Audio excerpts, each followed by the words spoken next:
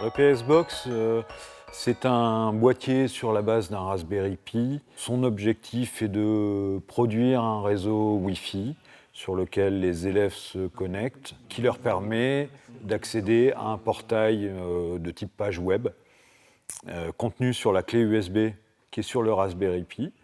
Première chose, on fait notre échauffement, comme d'habitude, 2 fois 3 minutes, avec 2 vitesses différentes. Objectif sur le deuxième échauffement, atteindre l'objectif cardiaque d'échauffement, c'est-à-dire à peu près être à 130 à la fin.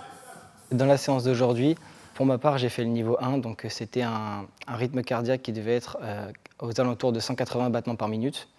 Et donc on avait 4 séries à faire, 4 séries de 4 minutes de temps d'activité avec 3 minutes de temps de repos, avec une prise de pouls dès la fin des 4 minutes de temps d'activité et une prise de pouls 30 secondes avant la fin du temps de repos.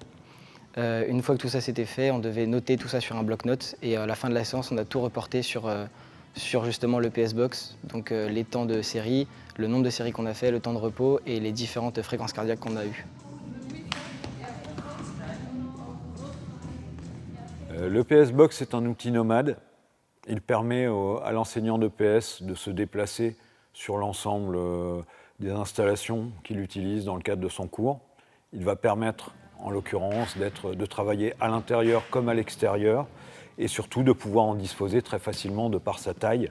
Le PS Box, ça m'a servi parce que j'ai pu voir donc, comment j'évoluais en fait. Donc j'ai vu que ma première séance, j'étais à 5 battements par minute en dessous de la moyenne requise.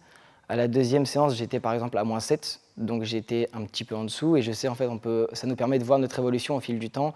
Est-ce qu'on était en forme ce jour-là? Est-ce qu'on était moins en forme ce jour-là? Et on peut voir nos performances par rapport à notre état physique ou notre état mental aussi. Alors j'ai saisi le nombre de séries que j'avais fait, ma fréquence cardiaque sur les nombres des séries, mon temps de travail et mon ressenti à la fin de la séance.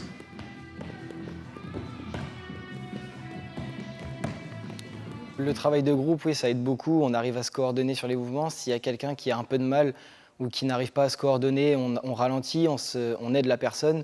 Je trouve que c'est vraiment mieux de travailler en groupe parce que tout le monde peut progresser, même si ce n'est pas en même temps. Tout le monde progresse à son niveau et comme ça, à la fin, on a tous un résultat global plutôt que d'être focalisé juste sur soi. Travailler en groupe, déjà, ça forme l'esprit d'équipe. Est-ce qu'on est capable de travailler ensemble?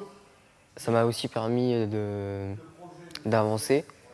Vu que parfois le professeur était avec d'autres élèves, et mes camarades ont pu m'aider dans la boxe.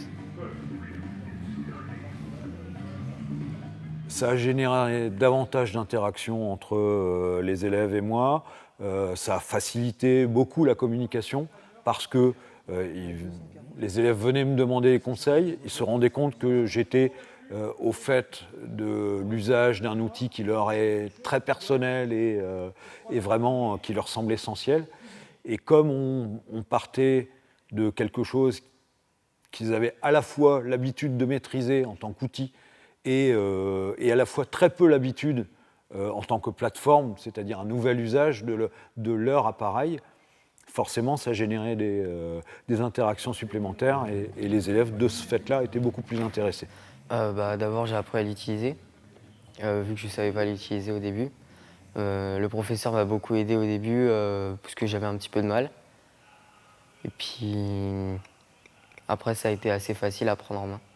Au début d'année, on ne parlait pas trop avec le professeur, mais là, on n'hésite pas quand on a une question, on ne se retient pas. On lui demande directement. Donc attention, si tu sens que la fréquence cardiaque, elle monte et qu'au niveau de l'effort, toi, tu es plus à supporter une fréquence cardiaque au-delà de 140, il vaut peut-être mieux que tu repasses en thème 2.